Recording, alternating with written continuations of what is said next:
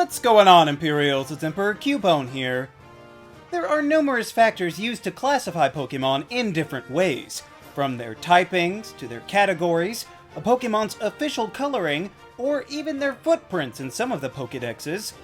However, another somewhat overlooked or plain forgotten defining feature of a Pokémon is their body shape. This is not an overly prominent way of grouping Pokémon, but it's been an official method of classification for several years now, even being updated at times, and many people don't even know that they exist.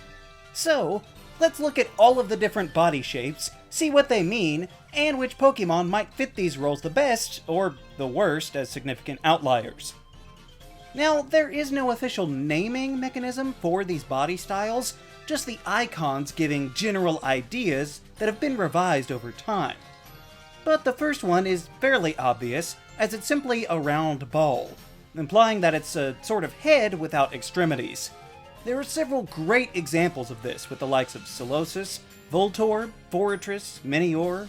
However, there are some questionable ones, such as Comfey, who has a bit more going on. But the strangest to me might be Poltegeist being placed in this group. Sinistea is as well, but I don't know where else that would go. But Poltegeist literally has arms and legs sticking out. Even if they're just made of ectoplasm, surely that's enough to count, right? To me, Poltegeist should be at least a part of a slightly larger category, like this one. Fans have affectionately referred to this grouping as consisting of a head and a base, so I guess it's just a little more of a body than the lone head crowd.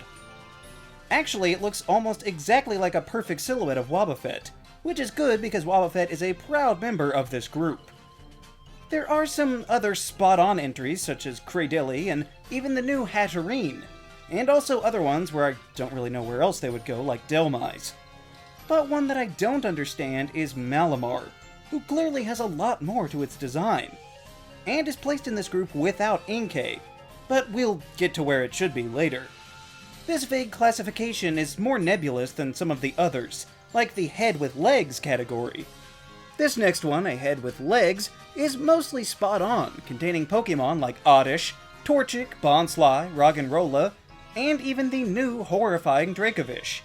Although one that I do take issue with is Cherrim in its overcoat form, since, as we know, in its sunny form it does indeed have arms as well.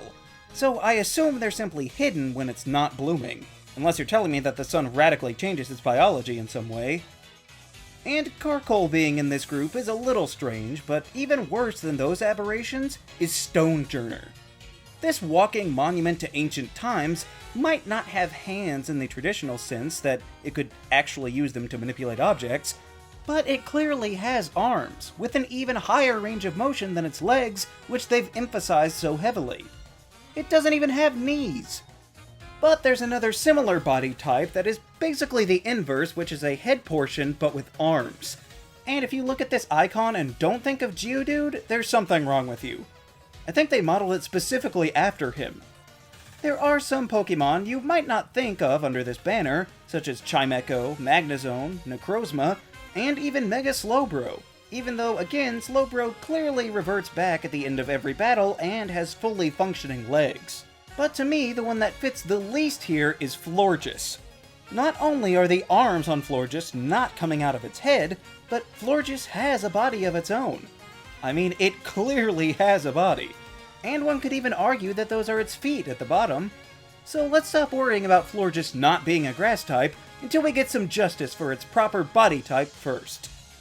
Next, let's cover the body type that essentially just looks like a fish. And of course, you'll find pretty much every fish Pokemon in this body style group. Now, colloquially, this category is known as Pokemon with fins, which does explain some of my questions as to why a bunch of seal-like Pokemon are in this group as well.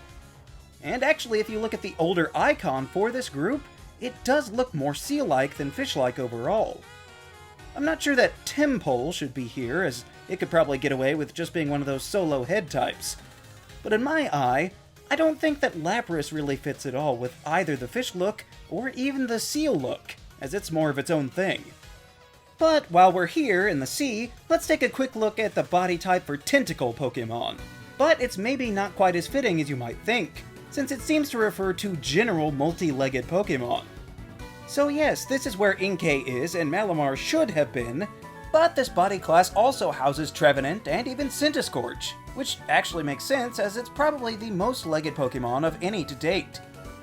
I do take umbrage with Boldore and Gigalith both being in this category, since I don't find 4 or fewer legs to be worthy of the cut.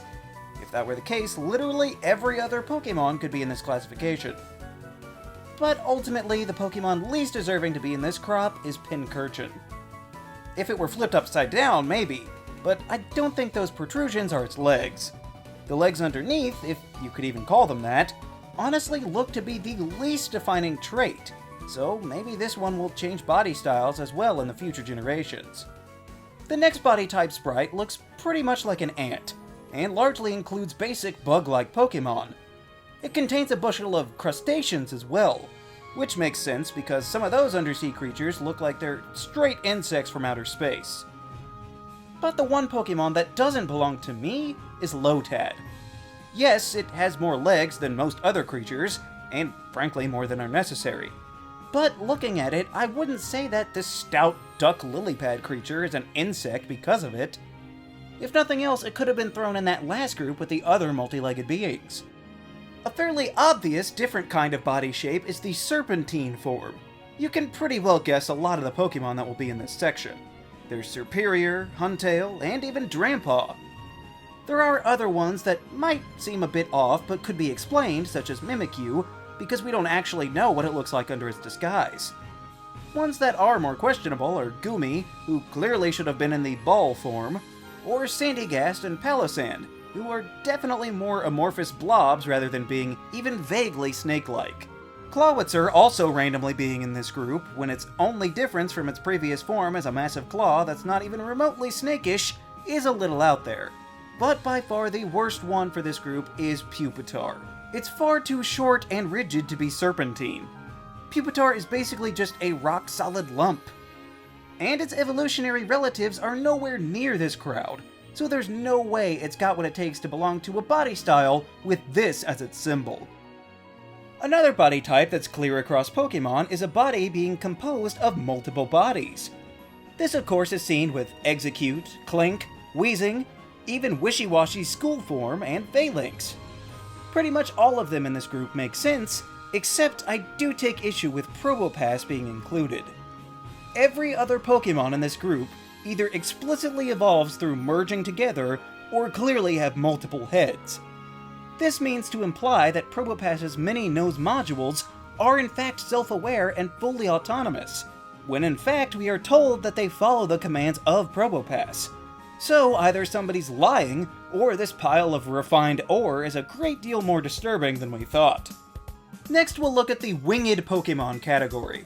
Now from the icon it looks almost mammalian or reptile, but most bird Pokémon are predictably here as well. There's not really too much that's out of place in this one. I would be hesitant to say Orbeetle counts, because we can clearly see that it's held aloft by its psychic acumen. However, the true standout is Sigilif. Even if you say those things up on the top are one wing apiece, there's clearly a lot more other things coming off of its body than just those two. But you might be saying, well, what's the big deal? Where else is it supposed to go? Well, that's what brings us to the next category of Pokémon with more than one set of wings. This, of course, is mostly bug types and the like, but it's not a necessity, as we see with the inclusion of Ultra Necrozma.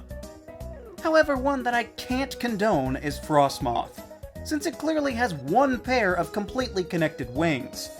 It's very clear staring at the back of it for every battle. Unless they're counting its antenna as a second pair of wings, in which case they've got bigger problems going on. What I think might be the biggest body type group is that of the quadruped Pokémon. This includes pocket monsters from Bulbasaur to Zamazenta and everywhere in between. There are some that raise a few eyebrows, like maybe Nidorina, whose body is literally constructed to have its arms off the ground in a neutral stance, or even Centret, who is often depicted as straight-spined as a human. And there are even others like Krokorok or Beartic, or even the Ultra Beast Stakataka might fit into the multiple-bodied category, depending on how you classify those blocks.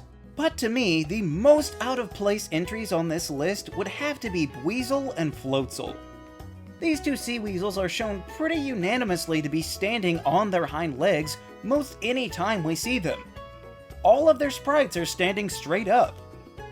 And yes, I realize their biology is such that it is entirely feasible for them to use all fours, but if it never happens, is that a good enough reason to put them here?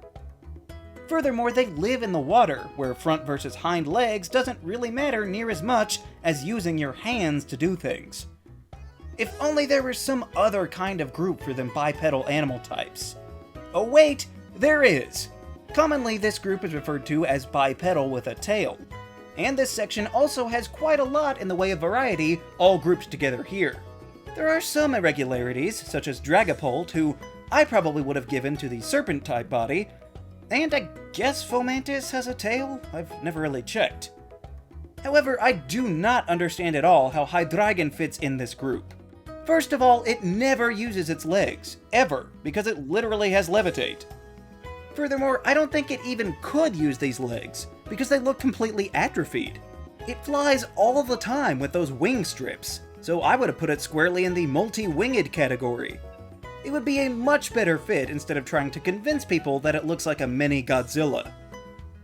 But of course, lastly, we have the body shape that is pretty much just a humanoid. As we know, there are a great number of human-shaped Pokémon out there, including the human-shaped Pokémon, Jinx. There are quite a few Pokémon that are in this group that maybe shouldn't be. One of the most outlandish to me is Badoo, who clearly has multiple better possible options. There are others also that could be in the tail group, like Komala, or especially Zeraora. Just because the tail isn't in the traditional location doesn't mean it's not a tail. But to me, the worst one of all has got to be Togetic. Sure, it's got arms and legs, but the main thing about Togetic to me is its wings. It's generally shown to be up in the air whenever we see it, and it's literally a flying type, so wouldn't it make sense to put it in the winged Pokemon category for body types? They look pretty analogous to me. Maybe one day we can iron out all of the discrepancies in the body groups, but there's probably bigger problems to deal with before we make our way down to such an obscure and underrepresented part of the franchise. If you're not as familiar with the official Pokemon body shapes, look into it yourself and see which ones are placed in all of these groups. What do you think about Pokemon body types? Let me know down in the comments. Also be sure to leave a like, share this video, and subscribe so that you too can become an Imperial today. And we'll see you around next time!